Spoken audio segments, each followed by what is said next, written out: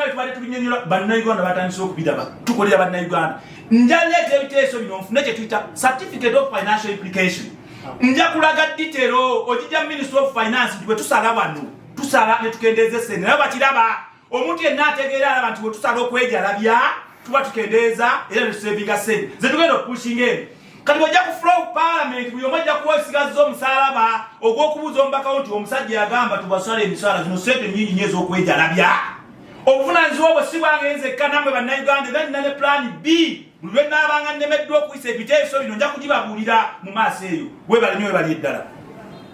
Yes. Erinnya Super Steven kola ne Magala TV. Honorable ku nsonga ya Kampala tuze tulabanga ebikwogerwako bingi ku mikutu n'obutambi tibwa bungi nnyo tubatya aga katono omulamuzi najja n'akona ogugibwa ddu oba gukonesa vivi oba lukokola nemera tuweranga kuhanga bwetu amaaso gatukanuse ng'emmese kamaso najja abaana b'abantu nga babasibidde makomera nga bulijjo bwe ŋŋamba watali ebyaddala abantu bwe beebaka gwe munnayuganda ali wano bw'oba tokimanyi obuduukulu bwa polisi temuli wadde akakeeka beebaka ku seminti mulimu enkukunyi mulimu ebiku mulimu emmese mulimu ensiri tekuli wadde ettaala temuli we musiza mubeera bangi bayitirivu obuduukulu bw'abasajja mubeeramu abantu nga 30 buli omu nga eriyo eri ku munne eriyo ku eriyo kyokola n'ebisiyaga bikola ki byeyongedde tubagamba kimala teri toilet bali mu kidoli buuza munne ekidoli okimanyi ennaku eri abantu abayo nga balwadde nasaba n'ekiteeso minisita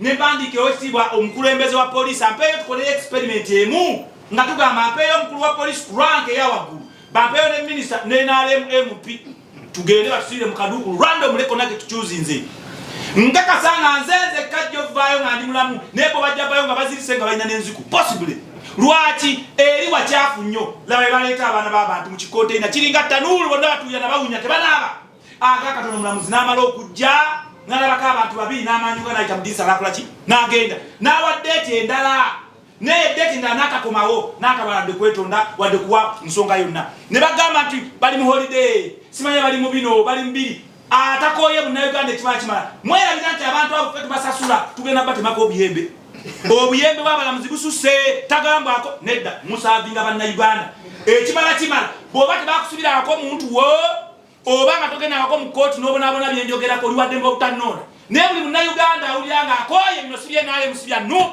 kyekiseera tuleteri foomu zizino zikolerewo era twala nawudda. Thank you. My name is Abraham Luzzi, Sahara is tall, the aspiring member of parliament for Kampala Central. This time round we are saying we are at a crossroads. This is now the time where all of us have to stand together, forget political parties' affiliations, colors, and ideologies. This is the time to say enough is enough, and I would love to share a few observations why Ugandans are suffering. One, the widespread corruption.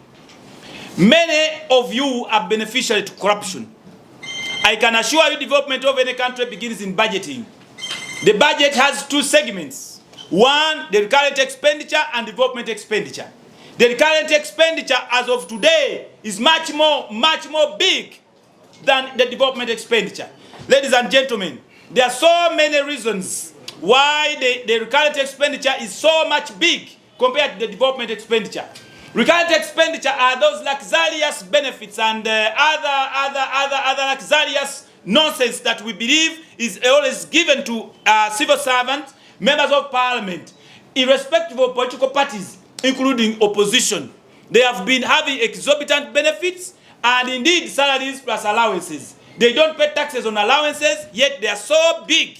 We are saying all Ugandans need to pay taxes irrespective of any position. Equally, we are saying in allocation and appropriation of resources in the budget, the development sector or development expenditure should be at least 70%. We need to raise the tax GDP ratio from 13% to at least 18 and 20. And there are avenues how we are going to do it, especially when you follow our manifesto that is online. Ladies and gentlemen, we are saying the GDP of Uganda today is only 53 billion. If we compare ourselves to Canada, that is 2.2 trillion US dollars, can you imagine Canada has only 300 something MPs and Uganda has 500 plus MPs. Completely nonsense and nonsensical. We are saying we are going to reduce number of MPs to 80 MPs, at least, and ministers to 50%, actually 50 ministers. We are also saying Ugandans have lost trust in you, the leaders, simply because they feel and think you are selfish. How can one person hold salaries and the allowances and other benefits of more than one office? You are a minister, you are an MP, you are so and so. No. This time round, we need to give chance to our youth and our population to also involve in development and leadership of their country. Nobody shall hold more than one office in this era coming.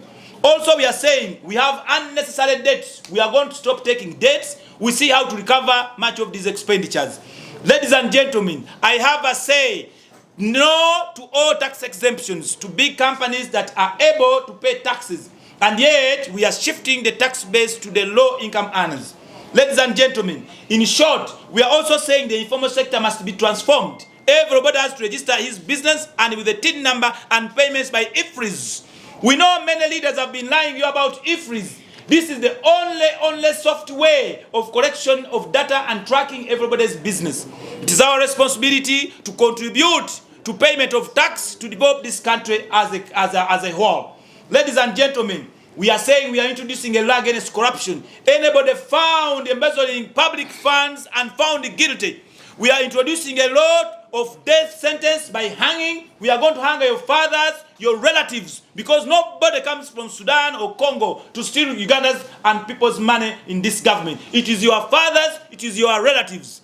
That's why I'm saying it is our collective responsibility as leaders, as citizens, all of us to fight and be part and parcel in the fight against corruption. The rest of other avenues of long-term sentences and judicial procedures, they have failed simply because they are being compromised.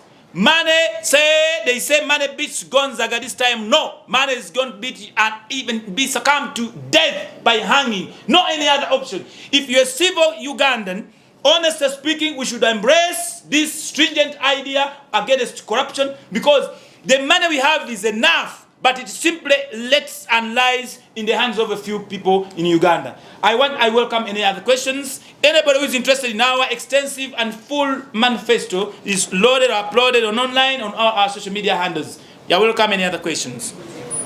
Are intended to at least modify the performance and service delivery for all our children and our country. We are saying, actually, being a member of parliament, you must be a think tank. You're supposed to develop what is going to at least be depended on in running this country in the different sectors. The member of parliament you choose and his qualification matter a lot, simply because he's at least the pivot and the fulcrum, at the same time the engine of the country in developing and enacting laws or other policies that at least entangle and work together hand in hand with all the citizens and within our country. Thank you very much.